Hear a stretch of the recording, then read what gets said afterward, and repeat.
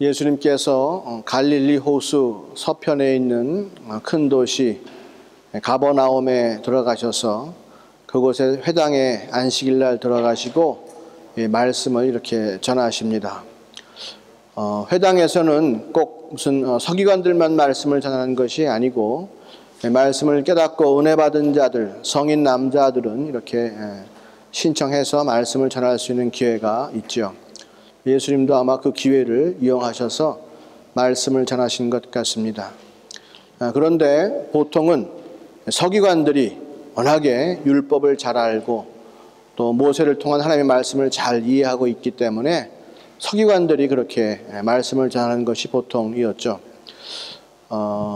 서기관들은 대부분 바리새인들 가운데서 이렇게 말씀을 전하는 일에 은사를 받거나 능력이 있거나 재주가 있는 사람들이 이렇게 그 일을 맡았습니다.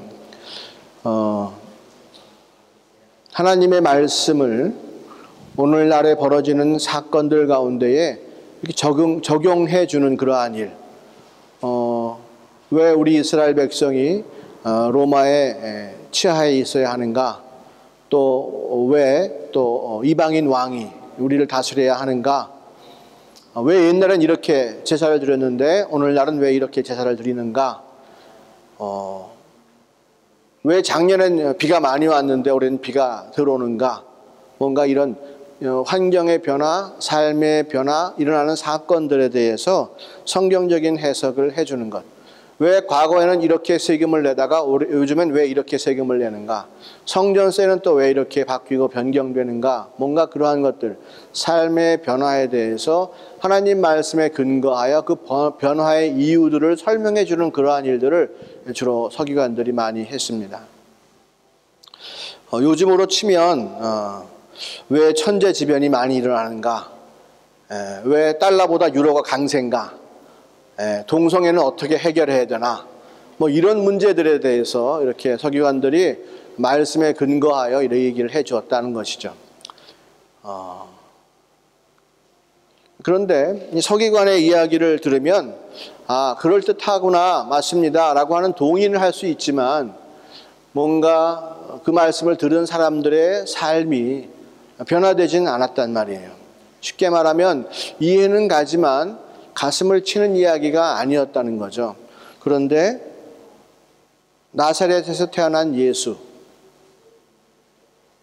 목수 요셉의 아들 예수, 그 가난한 집안 아들 예수가 하나님의 말씀을 전하는데 그 말씀에 권위와 권세가 있더라. 마치 꼭 모든 것을 다 아는 것처럼 그렇게 얘기한단 말이에요. 서기관들은 말씀을 잘 풀어서 말씀의 표면적인 어떠한 그러한 뜻과 이 세상에서 벌어지고 있는 일, 현상을 잘 연결해 시켜주는 일은 하지요. 하지만 그 말씀 뒤편에 있는 하나님, 또 세상에서 벌어지는 사건 뒤에 있는 어떠한 영적인 세계의 현실, 이런 것들을 잘 연결시켜 주지 못했는데 예수님께서 말씀하시는 것이 권세가 있다고 하는 것은 그 모든 일어나는 사건들 뿐만 아니라 하나님 나라의 말씀까지도 정말로 잘 꿰고 있는 그러한 권위 있는 자의 이야기 같더라. 그 사람들이 마음의 변화가 일고 살아계신 하나님을 더 이해하게 되고 오늘날 이런 사건들이 왜 벌어지고 있는지를 이해할 수 있는 통찰력이 생긴다는 말이에요. 영적인 코드가 비슷하면 이렇게 한두 마디 탁탁탁 건네면 서로 이야기가 되는 거죠. 마치 요즘 그 윈도우 화면을 키면 나오는 기본적으로 깔려있는 지뢰찾기 게임 있잖아요. 그죠? 예. 지뢰만 터뜨리지 않고 주변을 누르면 어떻게 돼요? 지경이 슉슉슉 넓혀지잖아요. 예. 그런 것처럼 예수님 말씀을 들었을 때에 사람들에게 뭔가 그러한 세상이 달리 보이고 자기의 삶이 달리 보이고 자기의 환경의 어떤 변화를 다시 한번 깨닫게 될 수 있는 분명한 진리와 같은 그러한 역사가 있다는 것이죠. 왜 그런 일이 생길까? 왜 그렇게 율법을 열심히 공부한 사람들, 서기관들을 통해 선포되는 말씀보다 예수님, 목수의 아들인 예수님을 통해서 선포되는 말씀이 왜 사람들에게 더 권위가 있을까? 제 초등학교 때 이제 선생님이 숙제를 내줄 게 있는데 직업에 관해서 조사해 오는 거예요. 근데 그 주의 주제는 의사 선생님이었습니다. 병원에 가면 어떤 일이 벌어질까? 뭐 이런 것을 좀 알아오는 거죠. 언제 병원을 가는가? 그랬습니다. 저 나름대로 열심히 조사해서 이렇게 발표를 했습니다. 그런데 제 친구 중에 한 명이 한 몇 개월 동안에 병원에 입원하고 온 애가 있었어요. 사고를 당해가지고 병원에 몇 달 동안 입원해 온, 몇 달이 아니 한 달 정도 입원해 나온 친구가 있었는데, 이 친구는 제가 그래도 열심히 조사한 것보다 이 친구는 훨씬 더 병원에 대해서 잘 얘기하는 거예요. 간호사는 어떻게 일을 하고, 의사는 어떻게 일을 하고, 의사가 이렇게 시키면 간호는 무슨 일을 하고. 야, 난 그것까지는 몰랐는데 이 친구가 그렇게 얘기해 주니까 정말로 그렇다고 실감이 나는 거예요. 아니, 이 친구가 나보다 평소에 공부를 잘 못한 친구였는데 어떻게 이렇게 공부를 잘하게 됐지? 다름이 아니죠. 병원에 저보다 오랫동안 있었던 거예요. 그래서 의사 선생님도 오랫동안 보고, 간호원들도 오랫동안 보고, 지겨운 병상에서 오랫동안 누워있어 있다 보니까 병원이 돌아가는 걸 잘 알게 된 거죠. 그러니까 그 친구는 뭘 조사하거나 뭘 이렇게 캐내지 않고 그냥 쉽게 자기가 병원에서 겪었던 이야기를 그냥 하는 거예요. 그가 말하는 동안에 그 머릿속에 생각엔 뭐가 있을까요? 병원이 어떻게 돌아가는 그 현실, 병원 냄새, 병원의 그 바쁜 현실이 머릿속에 그냥 있는 거죠. 그러니까 우리들에게 설명해 줄 때 훨씬 더 현장감이 있단 말이에요. 또 한 친구가 발표했는데 이 친구는 정말로 기가 막히게 발표를 하는 거예요. 마치 자기가 의사인 양 발표를 하더라고요. 알고 봤더니 그 친구 아버지가 의사였어요. 1층이 병원이고 2층이 자기 집인데, 학교 갈 때 병원 통해서 학교 가고, 집에 갈 때도 병원 통해서 집에 가고, 아버지 다녀왔습니다 인사하고 집에 올라가고, 늘 그러는 거죠. 항상 식탁 가운데도 의사인 아버지와 얘기를 하고. 그러다 보니까 병원이 자기 집인 거예요. 자기 집 얘기하는데 그 친구가 뭐가 두려움이 있겠어요? 뭘 조사할 필요가 뭐가 있겠어요? 그냥 말하는 거예요. 자기 아버지 이야기를 그냥 술술술 해대는 거예요. 그런데 어떻게 해요? 그 친구가 점수가 제일 좋았겠죠. 서기관들이 이야기하는 것은 마치 꼭 제가 병원에 대해서 얘기했던 것 같은 그러한 이야기고요. 예수님께서 이야기하시는 말씀은 아버지가 의사인 의사 아버지를 둔 그 친구가 이야기하는 것처럼 똑같겠죠. 예수님을 뭐라 부릅니까? 우리가 하나님의 아들이다 부릅니다. 그 얘기는 그만큼 누구보다도 하나님에 대해서 잘 알고 있다는 이야기겠죠. 그래서 예수님이 천국에 대해서 이야기하는 것, 아버지 하나님의 뜻에 대해서 이야기하는 것은 뭘 조사해서 이야기하는 것이 아니고 자기 집에 대해서, 자기 아버지 이야기를 하는데 뭐가 막힐 것이 어디 있겠습니까? 그러니 그가 말씀하실 때마다 그 말씀 가운데 능력이 나타날 수밖에 없다는 것입니다. 이 땅에서 우리가 무엇인가를 이야기할 때 힘이 있고 능력이 있고 권세가 나타나기 위해서는 우리가 그것들을 지식으로 알 뿐만 아니라 정말로 경험으로서 알아야 될 것입니다. 머릿속에서만 있는 것이 아니고 가슴 속에서만 있는 것이 아니라 실제로 내 손과 발을 통해서 경험되어진 사건이 있을 때에 우리가 더 강력하게 이야기할 수 있고 그 말씀의 능력이 더욱더 파워가 있는 것이죠. 영적인 일은 더더욱 그렇죠.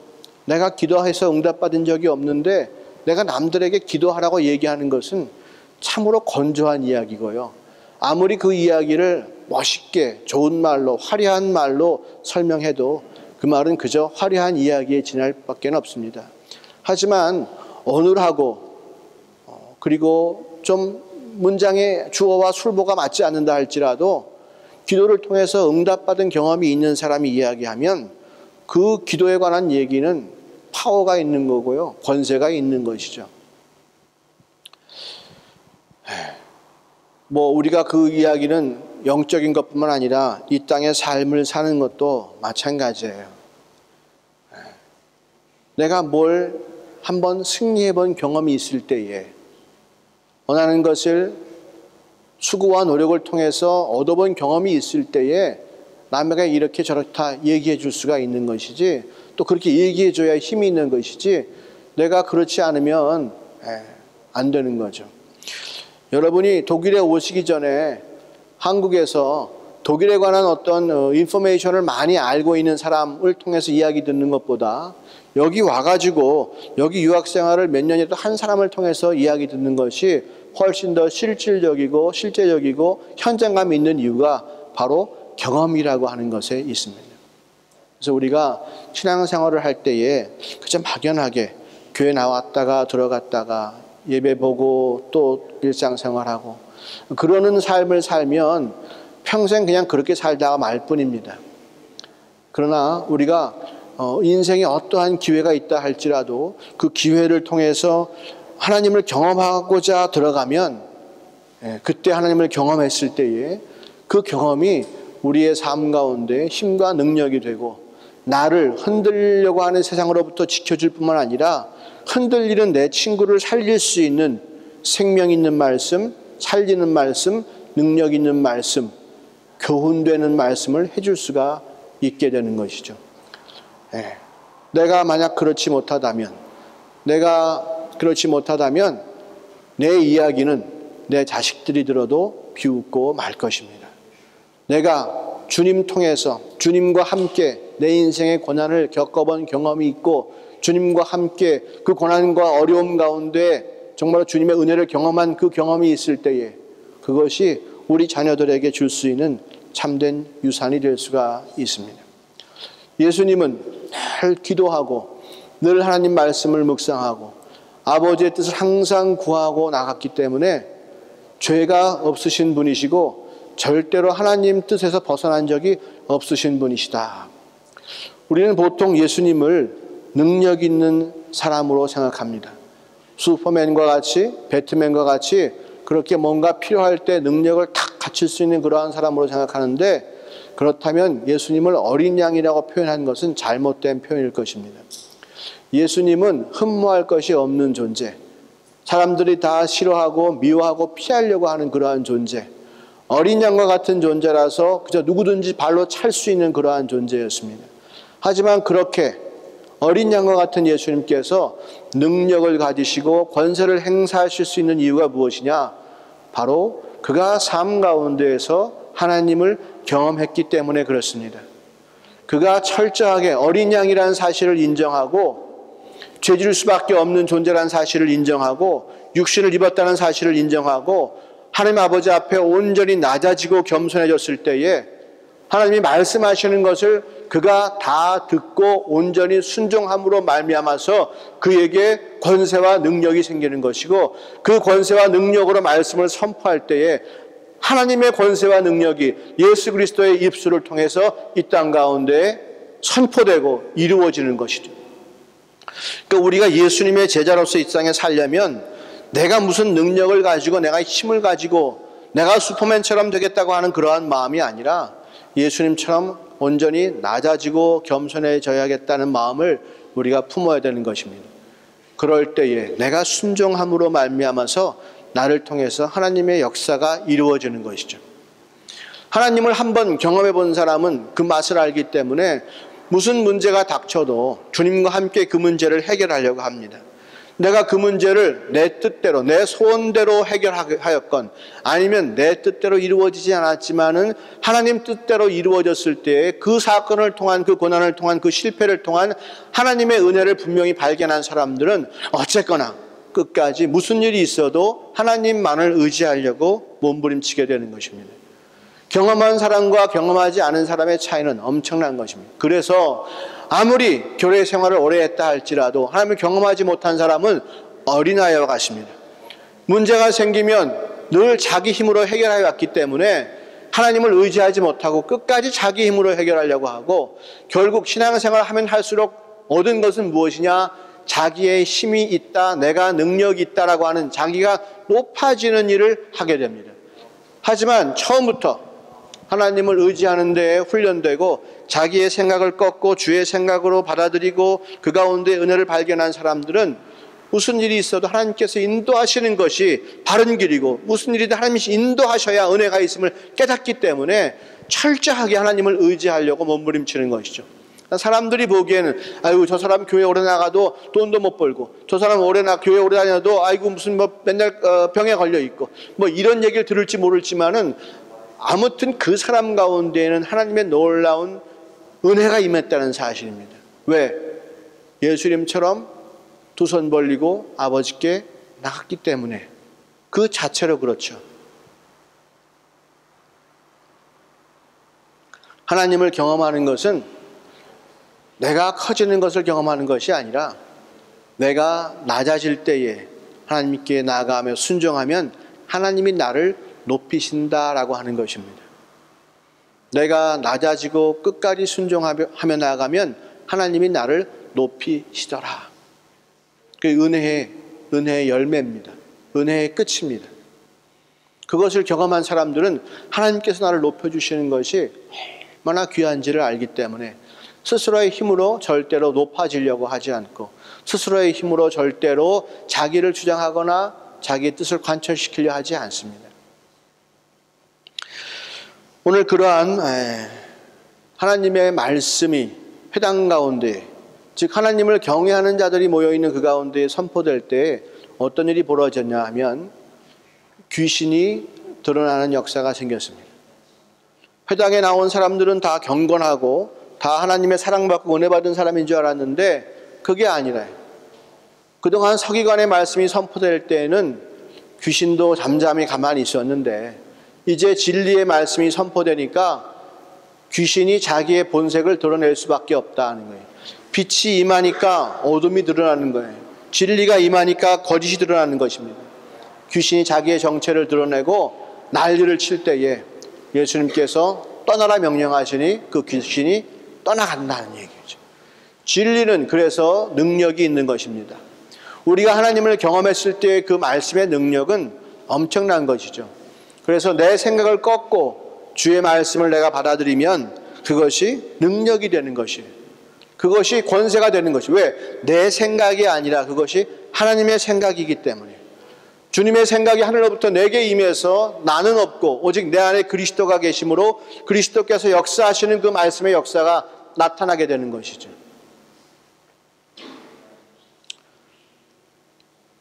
진리의 말씀이 임할 때에 우리가 그 말씀 앞에 서면 내가 쪼개져야 될 사람인지, 내가 축복받을 사람인지, 또 내게 어떠한 곳에 더러운 것이 묻어 있는지, 옷자락에 묻어 있는지, 배에 묻어 있는지, 등에 붙어 있는지, 주님 원하시지 않는 그 더러운 것들이 어디 있는지를 분명히 알 수 있게 됩니다. 진리의 영이 임하시면 우리 가운데 그 빛이 비춤으로 말미암아서 어둠이 드러나고, 그 어둠과 더러움들을 내가 주께 내어놓을 수밖에 없게 되고, 주님께서 그것들을 다 물리쳐 주시고 나를 자유케 하시며 깨끗게 하시는 그 경험을 내가 입술로 고백할 때에 동일한 역사와 능력이 내 입술을 통해서 나타나게 된다. 오늘 성경 구절은 아니지만 그 이후에 29절 이후에 보면 베드로의 장모가 열병에 들어있을 때도 예수님께서 명령하시니까 그 열병이 떠나갑니다. 자, 보십시오.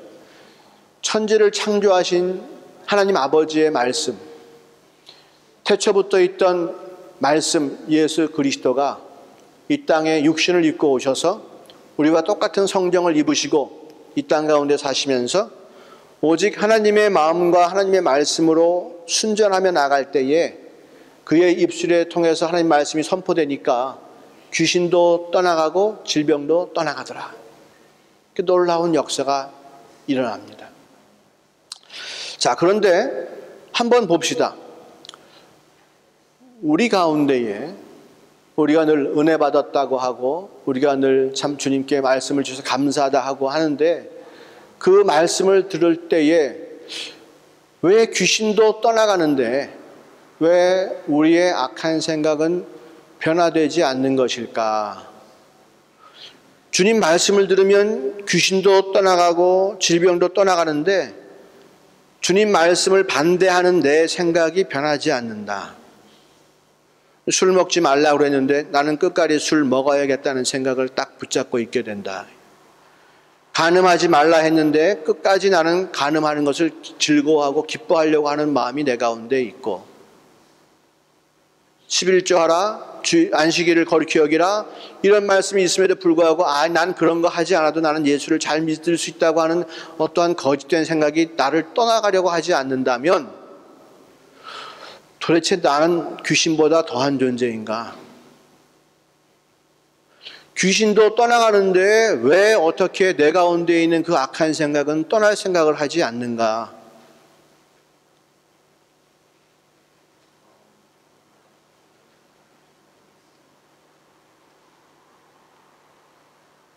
이 문제는 우리 모두가 다 같이 정말로 내가 누구인가를 다시 한번 깊이 생각해 보게 만드는 그러한 대목입니다.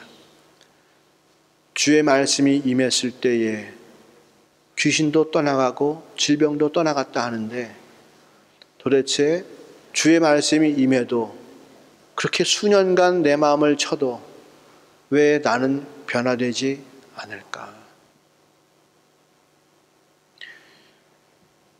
귀신이나 질병은 의지가 없다고 봐야죠. 그들은 바람이 불면 나뭇잎 파리가 흔들리듯이 또 해가 쬐이면 기온이 올라가듯이 진리 앞에 어쩔 수 없는 그러한 존재들입니다. 반항을 할 수가 없고 떠날 수밖에 없는 그러한 존재죠. 떠나가지 않기를 원하지만 그들은 떠나갈 수밖에 없는 존재입니다. 근데 우리는 어떤 존재냐? 주 앞에 고개를 빳빳이 들 수 있는 그런 의지가 있는 존재라는 것이죠. 아무리 하나님께서 이곳에 은혜가 있다, 이것이 너를 복되게 할 것이니까 이것을 믿고 순종해라 라고 해도 그것이 아닙니다, 나는 그 길로 가지 않아도 나는 복 받을 수 있고 은혜 받을 수 있습니다 라고 하는 악한 의지를 동원해서 주 앞에 고개를 빳빳이 들 수 있는 그러한 존재가 바로 우리라는 사실입니다. 이 얼마나 추악합니까? 하나님도 어찌 해볼 도리가 없는 악한 의지를 만들어낼 수 있고 악한 의지를 붙잡고 내 길을 마음대로 걸어갈 수 있는 그러한 존재라. 이것보다 더 큰 죄인이 세상에 어디 있겠습니까? 어둠의 영들도 빛 앞에서는 떠나가는데 우리는 절대로 떠나갈 생각을 하지 못한다면 도대체 이 문제를 어디 가서 누구와 함께 해결할 수 있겠냐는 말이에요. 말씀 앞에서도 변화되지 않는 나를 바라보면 누가 과연 나를 해결해 줄까?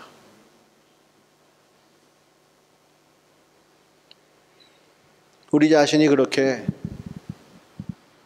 강한 것 같지만, 잘 나가는 것 같지만, 잘하고 있는 것 같지만 참으로 초라한 존재요. 주님 보시기에는 참으로 안타까운 존재다. 하나님께서 아들까지 죽이시지 않으면 해결할 수 없는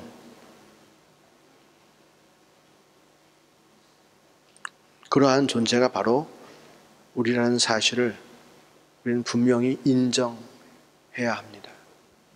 그리고 그 사실에 대해서 애통해야 하고 그 사실 때문에 심령이 가난해야 되고 정말로 진실되게 의를 구하는 자로서 다시 태어나지 않으면 안 된다.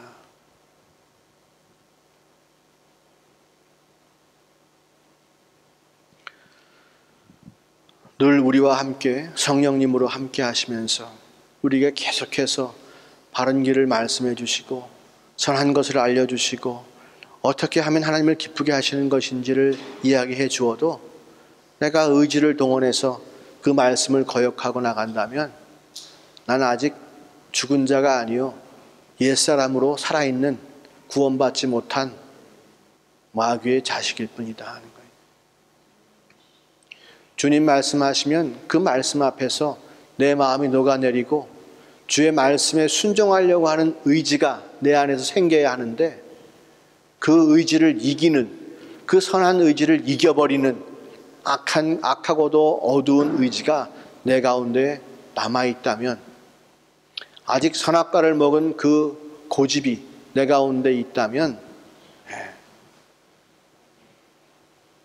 예수의 피도 나를 어찌할 수 없다는 거예요. 그러기에 우리가 믿음이라고 하는 기회를 주님께서 우리에게 주셨는데, 그 믿음이라고 하는 것은 바로 내 의지를 돌릴 수 있는 기회라고 하는 거예요. 가만히 있는다고 무엇인가가 믿어지는 것이 아니라 믿지 못할 내 의지를 믿을 수 있는 의지로 바꿔놓는다고 하는 것이죠. 그 기회를 우리 가운데 주셨어요. 네가 내 인생의 나침판을 바꿔놓아라 라고 하는 것이죠. 지금은 북쪽으로 가야 좋겠다라고 살았으면 아니다, 이제는 남쪽으로 가야 살 수 있다라고 하는 사실을 분명히 인식하고 남쪽으로 가야 된다는 것이, 북향으로 집을 지어야 좋다라고 하는 그 생각을 버려버리고 남향으로 집을 지어야 좋다라고 하는 생각으로 바꿔버리라는 것이죠. 너에게 의지가 있는데 그 의지를 사용해서 내 인생을 믿음으로 구원하라는 거예요. 내가 너를 위하여 이미 모든 길을 다 깔아놓았다는 거예요. 예수님을 보내주고 십자가로 죽게 하심으로 그 십자가 앞에 모든 것들이 다 해결될 수 있도록 길을 열어놓았으니 이제 세상길로 나가는 그 길을 포기하고 골고다 언덕을 올라가라는 거예요. 의지를 가지고 올라가라는 거예요. 믿음을 가지고 올라가라는 거예요. 그래야 우리의 그 깊은 죄 문제, 하나님도 어찌할 수 없는 고집스러운 그 죄 문제가 해결받을 수 있다는 것입니다. 우리는 앞뒤가 꽉 막힌 사람이라서 살 수 있는 기회가 전혀 없습니다. 오직 예수를 믿음으로, 나의 의지를 동원해서 예수님을 신뢰함으로, 하나님이 나와 함께 하신다는 사실을 믿음으로, 나를 사랑하시기에 절대로 나를 포기하시지 않는다는 그 믿음으로, 내 안에 계신 주님이 역사하실 때에 권세에 있는 말씀이 선포된다는 그 믿음으로, 그래야 우리가 구원받고 이 땅에서도 예수님과 같이 어둠을 물리치며 살 수 있는 힘과 능력의 인생이 될 줄로 믿습니다. 하나님은 우리를 사랑하십니다. 우리가 그렇게 강팍한 마음 가지고 사시는 것을 원치 아니하시고 우리 가운데 성령님을 주셔서 우리의 마음을 부드럽게 해주셨다고 말씀하십니다. 성령이 임하시면 우리는 부드러워집니다. 그 얘기는 뭐 죄도 좋고 하나님도 좋고 이런 얘기가 아니라 의에 대하여 강력하여지고 죄에 대하여 담대해진다는 얘기입니다. 끊을 수 있어요. 그리고 우리가 분명히 선을 택할 수 있습니다. 하나님 앞에서 강팍했던 마음이 무너지고 하나님 앞에서 부드러운 마음으로 바뀐다는 것이죠. 내가 주의 말씀이면 무조건 어겨도 됩니다라고 하는 그러한 강팍한 마음이 아니라 그래요 주님, 제가 잘 몰랐습니다. 이제 버리겠습니다. 기꺼이 버리겠습니다. 내 의지를 동원해서 나도 버리고 싶습니다 라는 마음 가지고 버리겠습니다 라고 하는 것이죠. 죄를 죄로 여기면서도 끝까지 붙잡으려고 한다면 성령을 회방하는 자입니다. 성령을 회방한다고 하는 얘기는 피의 가치를 알지 못한다는 이야기고, 그것은 다시 말하면 구원받지 못한 자라는 증거입니다. 우리가 어디서부터 구원받았습니까? 죄로부터 구원받았습니다. 죄를 더 이상 싫어하는 사람입니다. 더 이상 좋아하지 않는 사람입니다. 그것이 구원받은 자의 징표입니다. 그런데 우리가 그 핏값에도 불구하고 끝까지 이것은 옳다고, 성경이 틀리고 이건 내가 맞다고 주장한다면 우리는 절대로 부드러운 마음을 가진 자가 아닐 것입니다. 주님께서 우리에게 어떠한 말씀을 해주시든 그 말씀을 믿고 받아들일 수 있는 부드러운 마음이 있기를 원합니다. 성령님께서 나를 만져주시고 나를 인도하실 때에 순종할 수 있는 마음은 부드러운 마음을 가진 사람입니다. 성령님은 우리와 친구가 되고 우리와 함께 있기를 원하시기에 그분이 우리와 함께 하시면 우리의 마음이 부드러워진다. 주께로 부드러워진다 그랬습니다. 죄에 대해서는 담대하고 죄에 대해서는 엄격하며 주께는 부드러운 마음을 가지고 어떠한 말씀이든지 말씀하시면 내가 순종하고 내가 듣겠나이다. 그런 마음으로 나갈 때에 정말로 이 어두운 세상 가운데에 거침없는 주님의 행진이 이루어질 줄로 믿습니다. 주님의 말씀이 나에게 임하실 때에 거침없이 그 말씀이 나를 관통할 수 있도록 그 말씀이 나를 꿰어서 주님의 일하시는 현장 가운데 나를 인도할 수 있도록 그렇게 내가 변화되기를 원합니다. 죄에 대해서는 악착각, 주님께 대해서는 부드러운 마음 가진 자, 주님의 말씀으로 우리가 변화되고 말씀에 순종함으로 예수님께서 이 땅에서 누리신 권세와 능력을 우리도 누릴 수 있고 내가 행진하는 것이지만 곧 주님께서 행진하시는 그러한 삶, 승전가를 부르는 그러한 삶이 우리 가운데 임하기를 원합니다. 다 같이 기도하시겠습니다.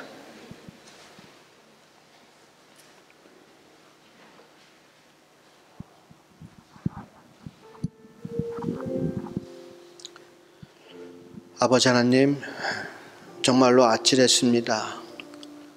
귀신보다 내가 더 독한 자라는 사실, 주님보다 내가 더 순종하지 않는다는 사실, 말씀이 임하면 어둠이 드러나고 죄가 드러나고 악한 영들의 역사가 드러남에도 불구하고 나는 멀쩡하니 잘 믿는 사람인 것처럼 마음을 붙잡고 앉아 있습니다. 주님, 눈물을 흘리고 땅을 치고 회개해도 답답한 마음입니다. 우리를 불쌍히 여겨 주옵소서. 주님, 아무리 회개해도 정말로 늘 회개할 수밖에 없는 우리를 불쌍히 여기시사 예수님 보내주시고 주님의 사랑이 어떠한가를 확증시켜 주신 것 감사합니다. 주님을 믿고 사랑하는 마음, 그 믿음 가지고 승리할 수 있게 하옵소서. 주님 말씀을 배역하려는 악한 의지를 꺾어버리고 주님 말씀에 순종하려고 하는 복된 의지, 살아있는 의지를 동원하기 원합니다. 주님 도와주시옵소서. 나의 옛사람은 죽고 주님께서 원하시는 새로운 사람으로 거듭나게 빚어주시고 만들어 주옵소서. 아무리 돈을 많이 벌고 아무리 높아지고 아무리 건강해서 오래 살면 뭐하겠습니까? 주님과 원수된 짓만 하고 산다면 그 인생이 무슨 의미가 있겠습니까? 아버지 하나님, 지금까지 관용하고 내가 붙잡아두고 정당화시켰던 그 더러운 죄들을, 주님 말씀과 성경 말씀과 대적하는 그 더러운 죄들을 버리게 하옵시고 오직 선한 생각, 주님의 생각으로 다시 한번 채워질 수 있도록 도와주시옵소서. 오늘 이 자리에 모인 귀한 일꾼들을 축복하여 주옵시고 말씀의 역사와 말씀의 열매가 저들의 삶 가운데 충만하게 도와주시고 그 열매를 가지고 주님 홀로 영광 받아 주시옵소서. 감사합니다. 모든 말씀 예수님의 이름으로 기도하였습니다. 아멘.